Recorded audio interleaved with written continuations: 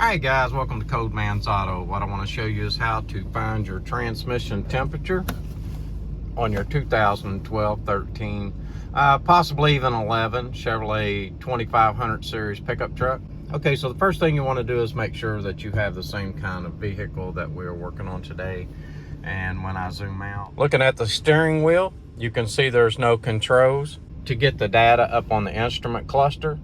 So what you're going to do is look over here in this corner and you will see this button right here.